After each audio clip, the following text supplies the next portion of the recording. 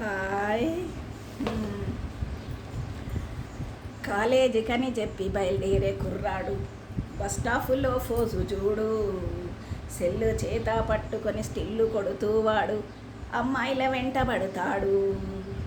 Morning సినిమాకు రమ్మంటూ వాడు cell ఫోనులో మెసేజ్ పంపుతున్నాడు. అయ్యో విలువైన కాలాన్ని వెలిగిచ్చే చదువుని గంగలో కలుపుతున్నాడు. వీణ్ణి నమ్మి చదివించేటి కన్నొల్ల ఆశల్ని తృంగలో తొక్కుతున్నాడు. ఆలకించండి రా రింగుటోను, భలే సౌకర్యమున్న సెల్ఫోను, వాడే తీరు మారితేను మన బ్రతుకు హరిశ్చంద్ర కాటికేసీను.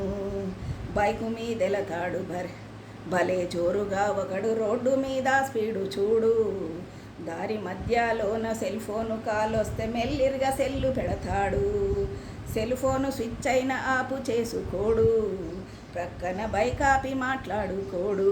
వీడు ఎక్సిలేటర్ పెంచి ఎదురొచ్చే లారీకి ప్రాణాన్ని బలిగొంటాడు.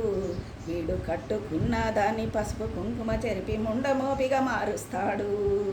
ఆలకించండి రా రింగు టోను, భలే సౌకర్యమున్న సెల్ఫోను, వాడే తీరు మారితేను మన బ్రతుకు హరిశ్చంద్ర కాటికేసీను. ఈ సెల్ఫోను పుణ్యాన యువత రమ్ములో నడక పెడదారి పట్టిపోతుంది. ఈ సెల్ఫోను పుణ్యాన యువత రమ్ములోన నడక పెడదారి పట్టిపోతుంది. బాతురూములోన వీడియో సెల్లుతో ఫోటోలనే తీస్తుంది.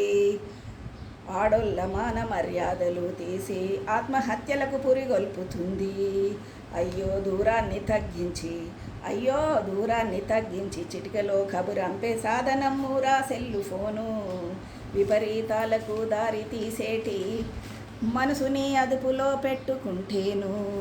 ఆలకించండి రా రింగుటోను, భలే సౌకర్యమున్న సెల్ఫోను, వాడే తీరు మారితేను మన బ్రతుకు హరిశ్చంద్ర కాటికేసీను.